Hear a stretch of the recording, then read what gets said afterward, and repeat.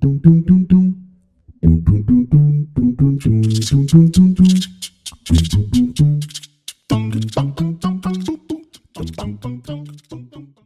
saya adalah Jusuf Michael, saya angkatan tahun keempat dan buku yang saya ambil adalah Food and Architecture at the Table. Buku ini diterbitkan pada tahun 2016, jadi masih termasuk buku baru ya, dan penulisnya ini adalah Samantha L. Martin McAuliffe, ya itu nggak tahu saya pronounce bagaimana yang benar, tapi dia adalah seorang pengajar di sebuah fakultas arsitektur dan dia mengajar di Universitas College di Dublin gitu, Irlandia. Dan fokus dia di sini emang sebagai pengarah di bidang Food and Architecture ini sih.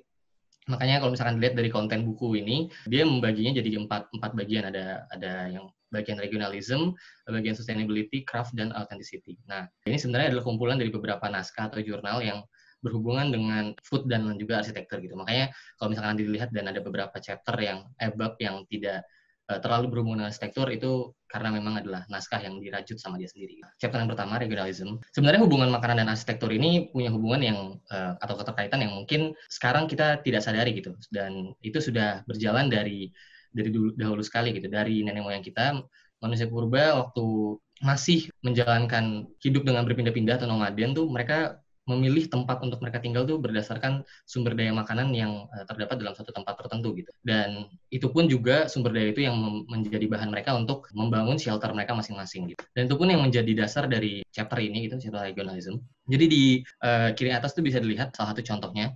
Ini adalah salah satu jenis arsitektur yang ada di pesisir pantai Florida gitu. Hubungan arsitektur dan makanan yang bisa dilihat di sini adalah dari segi material pembuatan di dindingnya. Kalau boleh cerita sedikit asal-usulnya, jadi masyarakat di Florida, pantai Florida ini menyukai makanan jenis tiram gitu, jadi kerang dan lain sebagainya itu, dan ternyata itu juga tercermin dalam material yang digunakan dalam dinding ini gitu. Jadi agregat dalam Tebby House ini dinamakan Tebby House karena nama materialnya adalah Tebby. Itu adalah agregat pasir, semen, dan juga kerang gitu. Nah, dari contoh ini gitu, ini membuktikan bahwa makanan dan arsitektur itu punya analogi yang lebih dari hanya sekedar terms yang berbeda gitu. Dan itu bisa digabungkan dengan ilmu lain yang berjudul gastronomi gitu. Jadi gastronomi di sini adalah ilmu seni dalam tata boga gitu, dalam makanan. Dan gastronomi yang diambil di bab 1 ini adalah tentang terroir, maka judulnya adalah terroir dan arsitektur. Nah, terroir ini adalah sebuah jenis ilmu yang menjelaskan tentang karakteristik makanan gitu. Dan di sini makanannya adalah atau minumannya adalah wine yang diambil. Terroir itu secara singkat adalah karakteristik sebuah wine yang muncul dari jenis konteks tempatnya dia diambil atau dipanen, kayak dari topografi, tanah, iklim, dan lain sebagainya. Itu bisa mempengaruhi cita rasa dari si wine ini sendiri.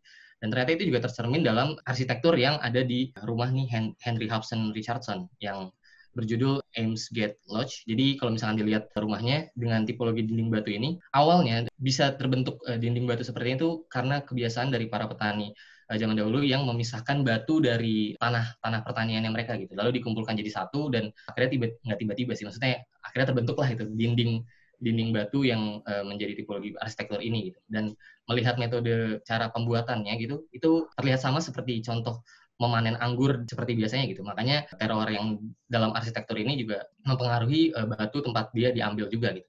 Yang terpengaruh itu bisa dari segi tekstur batunya, warna batunya, bahkan sampai ke arah lumut dari batu. Masih dengan topik gastronomi dan terroir ini, di bab yang kedua ini dijelaskan lebih ke arah makanan daripada ke arsitekturnya. Tapi masih tetap dengan karakteristik yang sama, karakteristik tentang makanan, tapi ini dia mengacu pada maple syrup. Nah, di daerah Vermont itu adalah kayak hutan yang banyak tempat untuk memanen maple syrup ini, dan penulis di bab ini dia mencoba untuk memetakan maple syrup berdasarkan maple syrup yang tersebar di hutan Vermont ini gitu, di daerah Vermont. Dan juga dari segi rasa yang dihasilkan, penulis berhasil untuk bisa membuat tabel untuk mengklasifikasikan rasa dari masing-masing maple syrup yang berbeda-beda gitu. Itu bisa dilihat di samping kanan ini adalah hasil yang dia buat gitu. Jadi karakteristik makanan itu bisa digali sedalam itu ternyata. Dan masih di bab yang sama masih di chapter yang sama tentang regionalism, kita beralih ke hubungan lain tentang arsitektur dan makanan itu dari segi tradisinya. Nah, ini kita beralih ke Kia itu di daerah dekat Venesia. Jadi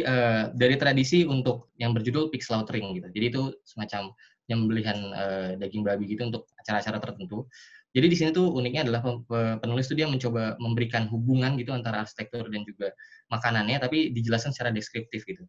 Dari melihat tahapan-tahapan tradisi ini berjalan gitu. Contohnya kayak pada tahapan penyembelihan, pemotongan dan juga pengulitan daging gitu, itu dideskripsikan kebutuhan ruangnya yang secara tertulis gitu. Kayak misalkan butuh ruang yang bernama ruang pertanian, habis itu ada tempat peternakan dan lain sebagainya gitu. Kalau misalkan lihat dari gambar yang bagian kiri nih, itu ruangannya kira-kira seperti itu. Oke, tempat penggantungan dan bla bla bla gitu. Jadi arsitekturnya secara deskriptif dijelaskannya. Lalu dari tradisi ini juga kita bisa ngeliat apa ya, kayak kebanggaan dari masyarakat sana, masyarakat di Kia sendiri untuk apa ya, sangat bangga terhadap tradisinya gitu, dan terlihat dari ornamen fasad arsitekturnya. Jadi di sini mungkin nggak bisa saya temukan gambar ya, tapi dia di sini penulis bercerita bahwa di setiap depan toko restoran, di setiap restoran tempat makan dia gitu, ada ornamen kepala babi di depannya gitu, dan itu menunjukkan bahwa kayak integritas dia untuk menyediakan daging babi dengan kualitas yang tetap baik. Oke, dan beralih ke bab berikutnya, kita menuju ke arah Irlandia, tepatnya di Dublin. Masih dengan gastronomi, tapi uniknya di sini dia menggabungkan gastronomi dengan ilmu lain ya, yang adalah topografi gitu. Tapi topografi di sini adalah diadopsi dari bahasa Yunani kalau nggak salah, yang artinya topos itu artinya penulis, grafas itu artinya penulisan daerah kalau nggak salah. Jadi intinya topografi adalah penulisan daerah. Jadi ya topografi di bab ini tuh dia menjelaskan kayak hasil adopsi nama-nama makanan yang menginspirasi nama daerah dan juga nama kota dan juga jalan yang ada di Dublin gitu. Dan ini bisa dilihat di bagian kanannya adalah contoh-contoh nama-nama yang diambil, nama-nama daerah dan juga nama-nama jalan yang diambil dari makanan pokok mereka gitu. Dan dari tabel itu menunjukkan keberhasilan kayak penulis, dia bisa berhasil kayak merumuskan tabel dan menunjukkan keterhubungan yang menurut saya ini lumayan kuat sih antara sebuah kota dan dengan makanan dan juga apa ya, obsesi mereka terhadap makanan gitu. Dan itu ditunjukkan dari sejarah dan dihubungkan dengan bahasa juga nama dari tempat itu sendiri. Nah, ini ke chapter selanjutnya yang craft. Jadi membahas tentang craft ini berhubungan erat dengan arsitektur dan juga makanan gitu.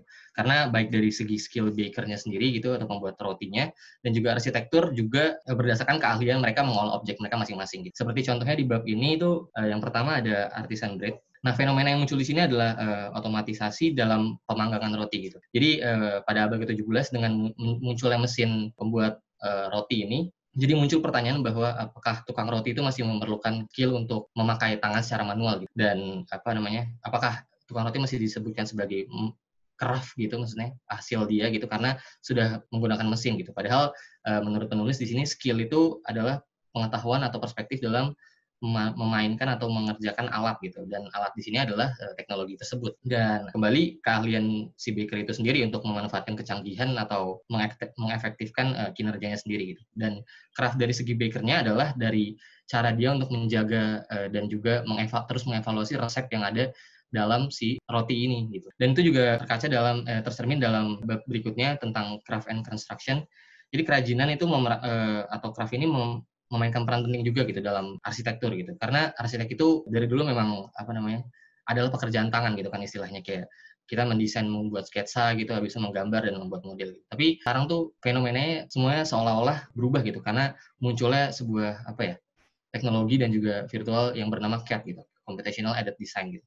Yang tiba-tiba seluruh pekerjaan arsitek tuh berubah menjadi ke arah situ kan. Nah, tapi sebenarnya di sini kita nggak perlu, menurut penulis kita nggak perlu membedakan kayak mana yang baik dan buruk gitu. Tapi kita cuma pengen tahu itu kenyataannya aja sih. Dan pada saat ini mungkin kita perlu sadar bahwa CAD ini di sini membantu kita untuk memproses atau mengkatalis sebuah desain gitu, merealisasikannya gitu. Tapi balik lagi craft-nya dari segi arsitek juga itu adalah desain kita sendiri gitu, yang tergambarkan nggak melalui dan nggak terbentuk dari teknologi dengan sendirinya gitu. Jadi sama gitu, berkacanya dari segi makanan dan juga arsitektur, dari segi craft tuh kayak gitu kira-kira. Oke, ini yang chapter terakhir tentang authenticity. Jadi membahas tentang authenticity ini juga erat dengan identitas sebuah objek baik arsitektur maupun makanan ya. Karena masing-masing baik dari segi makanan dan juga arsitektur itu pasti punya keautentikan sesuatu gitu. Dan itu mencerminkan sebuah kemurnian. Di sini contohnya adalah seorang chef dari yang membuka restoran di London, tapi dia berasal dari Israel. Restorannya itu dia bergaya Asia Tengah atau Timur Tengah. Jadi dan makanan yang paling khasnya adalah bernama plov gitu. Itu makanan asal Yahudi. Dari buku tuh dia menuliskan kayak setiap orang tuh pasti kayak sadar gitu kalau misalkan makan makanan ini langsung tahu kayak, oh ini otentik sama daerah Timur Tengah gitu.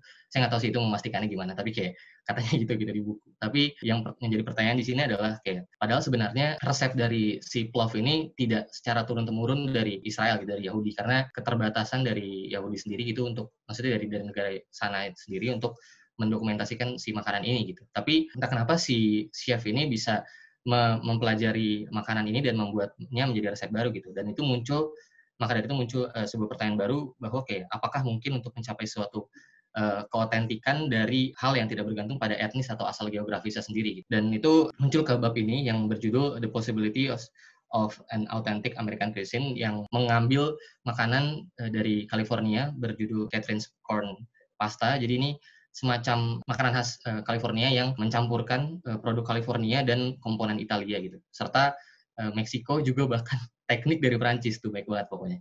Dan hidangan ini disebut kalau misalnya istilah Tata Boga tuh hidangan fusion gitu. Dan entah kenapa menurut mereka, menurut para elit Tata Boga itu kayak hidangan fusion tuh dianggap tidak otentik gitu, karena tidak murni gitu, berasal dari sana. Dan makanya kalau misalkan kita perhatikan sedikit itu kayak kalau misalkan orang-orang di Amerika kalau misalkan kayak mau terlihat fancy dan elit gitu, mereka biasanya memesan makanan yang bertema Perancis, makanan-makanan Perancis, karena terlihat sangat otentik. Nah, sedangkan ada salah satu contoh di Amerika juga, salah satu restoran Perancis bernama Chez Panis maksudnya. Ini dia dalam menunya tuh dia menampilkan menu si Catherine corn pasta ini gitu. Padahal sebenarnya katanya itu dilarang gitu. Dan menurut maksudnya bagaimana itu bisa terjadi gitu. Dan menurut penulis itu keragaman bahan yang dicampurkan dalam makanan ini tuh menghargai lokalitas gitu dan bisa menghasilkan makanan yang inovatif. Ditambah lagi kalau misalkan lezat. Nah, maka itu mungkin alasan dari si chefnya yang tidak bisa dibohongin dan akhirnya memasukkan makanan ini menjadi menunya. Dan dari situ juga penulis mengatakan bahwa juru masak di Amerika itu masih akan terus berkembang gitu. Dan sebenarnya di sini kayaknya nggak perlu ada katanya tuh nggak perlu ada pembatasan gitu atau dikotomi antara tradisi dan juga inovasi gitu. Malah harusnya yang ditemukan tuh adalah titik pertemuan antara tradisi dan juga inovasi jika ingin berkembang lebih luas gitu. Dan itu juga mungkin yang terlihat dalam otentik dari segi arsitektur. Misalkan arsitektur dan juga makanan itu hubungannya sangat erat dengan restoran gitu. Dan biasanya restoran dari yang ingin mengadaptasi nama atau budaya suatu tempat itu pasti erat kaitan dengan etnis, dan itu terkesan jadi sudah biasa dan sudah kayak jadi terlalu sering gitu. Dan salah satu contohnya itu kayak restoran di Thailand gitu yang selalu menampilkan kayak misalkan kayak foto-foto keluarga kerajaan dan silsilah kerajaannya gitu, atau misalkan orang Cina yang menampilkan warna merah dalam setiap dinding dan ornamennya. Nah, itu mungkin sama halnya dengan yang terjadi pada corn eksperimen pasta tadi gitu. Jangan-jangan untuk mempertahankan keautentikan sebuah arsitektur gitu, baik itu tradisional maupun vernakular gitu, jangan butuh sebuah inovasi baru gitu, atau titik temu antara tradisi tersebut dan juga inovasi gitu. Yaitu mungkin chapter terakhir yang bisa saya sampaikan dari pembacaan saya. Kesimpulannya sebenarnya dari yang saya baca di sini tentang ini sih, keterkaitan antara arsitektur dan juga makanan tuh menurut saya dan juga kayak dari buku ini tidak bisa secara linear akan langsung ketemu gitu, karena butuh adanya jembatan dari disiplin ilmu lain gitu, seperti halnya tadi gastronomi, tradisi, ritual dan lain sebagainya yang akhirnya bisa menyatukan antara makanan dan juga arsitekturnya gitu. Tapi saya yakin untuk topik ini pada level tertentu makanan dan arsitektur akan punya keterkaitan yang kuat di segi karakteristik maupun teknik. Ya, demikian. Nama saya Ebi Suserseli, saya dari tahun keempat dari angkatan 2017. Saya akan membahas tentang sedikit apa yang saya pelajari dari buku ini, Building with Earth. Pertama, kenapa saya memilih buku ini? Simpelnya saya pernah ngalamin gimana cara proses pembuatan tanah. Waktu itu bersama teman-teman yang lainnya di musim Wakare, kita mencoba pengolahan tanah. Selain jadi genteng bisa jadi apa lagi. Dan kita melalui banyak petualangan yang bisa dibilang kita lewatin India untuk mencari tahu apa sih tanah itu bisa diolah seperti apa. Dan dari situ saya melihat bahwa kayak tanah itu kayak material yang sebenarnya banyak di sekitar kita. Kalau dilihat kayak kita nginjek tanah dimanapun ada tanah. Tinggal kayak pengolahan aja nih gimana nih tanah bisa menjadi sebuah arsitektur. Seperti itu sih awal dasarnya kenapa saya mengambil buku ini. Awalan buku ini berjudul Building with Earth: Design and Technology of a Sustainable Architecture, dibuat oleh Gernot Meinke, yaitu seorang arsitektur asal Jerman. Buku ini merupakan buku edisi ketiga tahun 2013, di mana edisi pertama 2006, edisi kedua 2009, dan isi dari buku ini mempunyai 16 subbab. Pertama, sedikit dari sejarahnya tentang tanah sendiri. Sebenarnya pembuatan tanah itu sudah ada sejak 3.200 tahun yang lalu di Mesir daerah Mesir sana, di mana emang konteks di Mesir itu tuh kebanyakan itu materialnya itu di sana tanah. Jadi mereka orang-orang sana mikir kayak gimana mereka untuk tempat perlindungan dan tempat yang bisa buat nyimpan barang nih. Akhirnya mereka mengolah tanah di sana menjadi sebuah bangunan, dibilang sebuah arsitektur gitu. Tapi di daerah Mesir sana itu pertama kali awalnya bukan sebuah rumah yang dibuat, tapi sebuah ruang untuk penyimpanan barang-barang. Selanjutnya akhirnya perkembangan zaman mulai kayak material-material tanah dipakai untuk membangun entah itu kastil, rumah, dan tapi di tahun-tahun yang lama sekitar kayak 2500 tahun yang lalu di Iran atau Maroko itu material tanah itu lebih ke pembuatan gedung-gedung yang bersifat kayak sakral, bersifat yang kayak kerohanian seperti itu, yang untuk penyembahan seperti itu. Nah, sebenarnya ini keunggulan dan kekurangan dari material tanah sendiri. Pertama, kekurangannya yaitu bukan sebagai standar bahan bangunan. Dilihat kenapa dibilang bukan sebagai standar bahan bangunan? Karena komposisi tiap tanah di setiap daerah itu beda-beda. Jadi kayak kalau mau misalnya mau buat bangunan tanah dari daerah sini, kita harus tahu nih komposisi tanah di daerah situ kayak gimana. Jadi kayak nggak bisa dijadiin material tanah itu nggak bisa dijadi sebagai standarnya kayak untuk bahan bangunannya kayak gitu. Kedua, jika dikeringkan bentuknya akan menyusut. Itu balik lagi kepada komposisi yang tiap tanah itu berbeda. Tidak tahan air, karena kayak untuk pengolahan tanahnya sendiri pun itu tanah harus diberikan kayak penambahan selanjutnya kayak coating gitu supaya mereka itu bisa tahan air. Untuk kelebihannya sendiri ada 7, yaitu bisa menyeimbangkan kelembapan udara, kedua menyimpan panas, ketiga menghemat energi dan mengurangi polusi, keempat bisa diolah kembali, kelima menghemat biaya dan transportasi, enam konstruksi yang mudah dibuat sendiri, tujuh dapat mengawetkan kayu dan bahan organik lainnya. Selanjutnya jenis pengolahan tanah.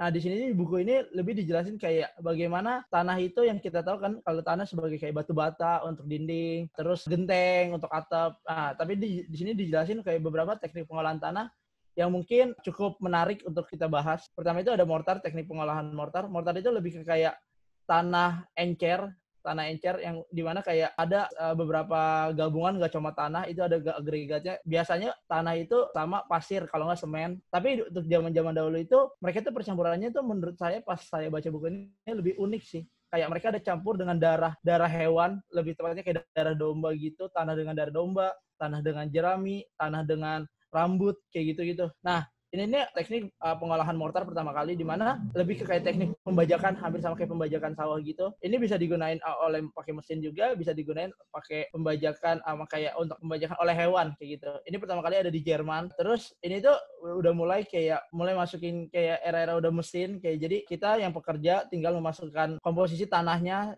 udah kita campur secara manual dan kita masukin ke mesinnya itu untuk supaya lebih kayak encer, lebih kayak gabungan antara tanah dengan agregat lainnya itu bisa tercampur. Selanjutnya, teknik yang kedua itu ada teknik ram earth. Teknik ram earth sendiri itu kayak teknik penumbukan tanah berapa layer gitu. Jadi tanah yang berbeda-beda ditumbuk menjadi dibilang sebuah bidang gitu. Jadi kayak kalau bisa dilihat seperti yang kayak di sini, kayak ada tanah kayak dilihat warnanya beda gitu, ada putih, agak hitam, putih lagi, hitam, putih, kayak gitu. Jadi ditumbuk tanahnya gitu untuk menjadi sebuah kayak dinding. Ini adalah bangunan pertama yang menggunakan struktur ram earth, itu ada di Jerman di tahun 1831. Nah, tekniknya ram earth sendiri itu sudah ada sejak tahun 1803, di mana teknik penumbukan secara manual dengan adanya bookisting kan, supaya kan kalau ditumbuk, supaya tanah yang ditumbuk itu tidak keluar ke kanan kiri. Jadi kan diberikan bookisting supaya lebih kuat, bookistingnya sesuai apa yang kita pengen sih, lebih tepatnya kayak di bentuknya gitu. Nah, penumbukan manual itu terjadi di tahun 1831.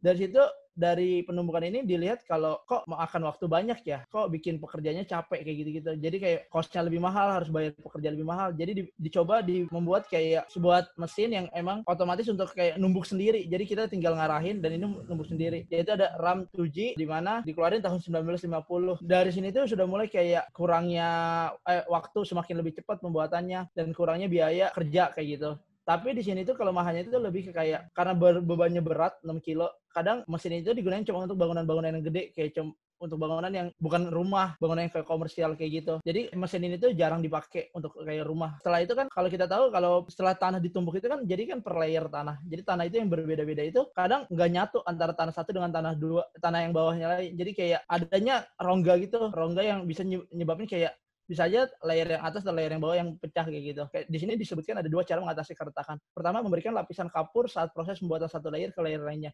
Jadi pas layer 1 udah selesai, kita kasih lapisan kapur, setelah itu baru kita kasih layer kedua. Itu fungsinya sih lebih kayak lem gitu, kayak perekatan antara layer 1 dan layer kedua. Yang kedua itu, jika keretakan terjadi saat hasil akhir, keretakan diberikan mortar untuk menutupi yang retak. Jadi ini sih lebih ke kayak pekerjaan 2 kali. Kayak kita setelah udah jadi, bookisting kita buka, kita lihat jika masih ada bolong-bolong atau apa, ini jadi kayak dikasih mortar untuk kayak supaya bolong-bolong rongga-rongganya itu hilang. Dan ini adalah pembangunan Ramp Earth Dome pertama dibangun oleh BRI di Kassel, Jerman. BRI itu jadi institut yang tadi hampir mengelola tanah. Nah, jadi ini Ramp Earth Dome pertama kali dia ngebangunnya di sini. Menariknya bagi saya di dalamnya itu mereka cuma pakai bekisting satu arah satu sisi. Jadi mereka bekisting itu cuma di bagian dalam. Jadi mereka itu tumpuk dengan dua arah, ada yang dari atas, ada yang dari samping untuk supaya berbentuk dome. Selanjutnya ada tanah blok yang lebih kita tahu kayak batu bata kayak gitu-gitu. Nah, pertama kali tanah blok ini itu lebih ke kayak pertama kali dibuat secara manual, kayak tanah mortar yang basah gitu, yang bisa mungkin disebutnya kayak adobs, percampuran kayak tanah dengan agregat lainnya itu ditaruh di sebuah cetakan. Biasanya cetakannya berbentuk kotak, cetakan, dan baru dihalusin sesuai cetakan itu bentuknya. Nah, di India sendiri itu pekerjaan ini tuh bisa menghasilkan 500 batu bata ini per harinya. Setelah itu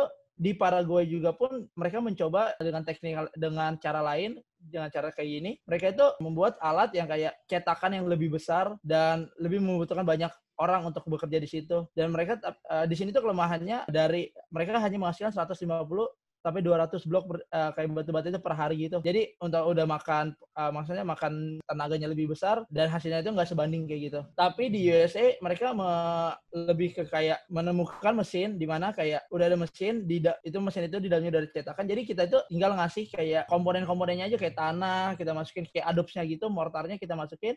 Habis itu jadi ini. Nah, di situ tuh efisiensinya karena berhasil menghasilkan 1.500 sampai 400 1.500 sampai 4.000 batu bata per harinya. Nah, ini nih macam-macam jenis dari si yang batu batanya itu yang ada di Jerman. Ini lebih ke kayak dia mencoba komponen yang berbeda-beda, kayak dia tadi adob dengan jerami, adob dengan pasir, atau adob dengan kayak kerikil-kerikil yang lainnya kayak gitu. Selanjutnya itu ada prefabrikasi sendiri. Prefabrikasi itu sebenarnya tekniknya lebih sama kayak Ramp Earth ditumbuk juga, tapi ini lebih dengan punya luasan yang gede kayak bekistingnya itu hampir sama, tapi mereka itu nggak ada yang per layer. Mereka itu cuma kayak satu tanah ditumbuk, hasil jadinya itu kayak batu bata, cuma ukuran lebih gedenya kayak gitu. Kadang di prefabrikasi ini percampuran mereka itu awal mulanya dari adob dengan si jerami biasanya. Nah, mereka itu kadang ngebuat itu gede-gede untuk kayak sebagai dinding, dan akhirnya kayak dibuat seperti kayak batu bata juga pada umumnya, cuma dengan ukuran yang lebih gede lagi. Ada di Hungaria, terus ada juga di Jerman. Mereka coba membuat prefabrikasi tanah yang kayak dengan ukuran gede. Di sini 1 meter kali 3 meter. Mereka coba membuat, bisa nggak nih kalau kita buat kayak tanah, kita bikin langsung gede gitu, terus kita langsung pasang jadiin tembok gitu. Nah, setelah itu metode selanjutnya ada tanah basah. Tanah basah itu dibilang metode pengolahan tanah yang paling gampang karena tidak memerlukan bekisting. Kayak itu, jadi desain tanah basah itu sesuai dengan pembuatnya aja gitu, nggak usah perlu ada bekisting segala macam, tinggal kayak ambil tanah basah, kita buat kayak bentuknya mau kayak gimana kayak gitu. Nah, ini pertama kali ada tuh di Ghana, di mana kayak bangunan mereka itu emang udah dibuat dari materialnya si tanah basahnya sendiri, di mana emang mereka gak ada bekisting.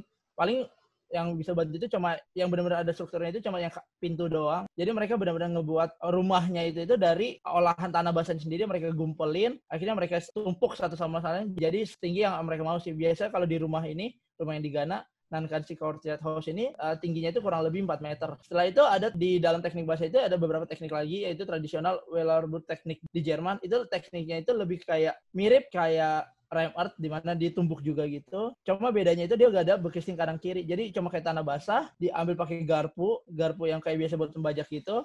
Terus dilempar ke tempat yang emang mau ditaruh tanah basah, dan udah cuma ditumbuk atau diinjek-injek.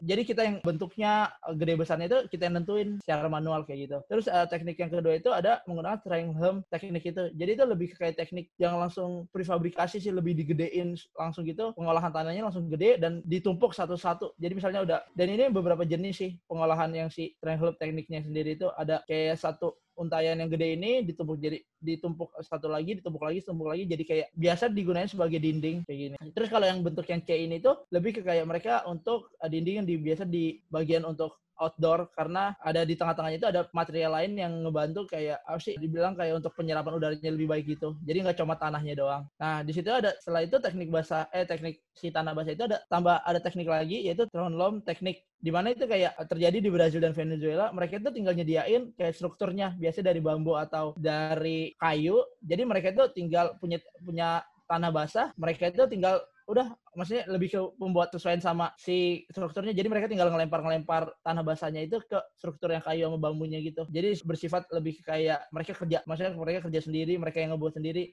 lebih kayak pembuatan fasadnya sendiri kayak gitu. Setelah itu ada tanah plester. Tanah plester itu sebenarnya lebih gunanya kepada kayak ngebantu supaya anggapan finishingnya itu lebih baik kayak gitu tuh. Terus plester juga itu sebagai bisa ngebantu untuk nempelin lebih kayak material satu, misal bata dengan bata yang lainnya kayak gitu. Dan di sini tuh ada beberapa teknik yang lainnya, yaitu kayak spraying liquid loam plaster itu, di mana dia itu plasternya itu kayak tanah basah ditaruh di mesin. Jadi itu tinggal disemprot ke dinding yang udah jadi, kayak untuk kayak jadi perlindungan 2 kali gitu.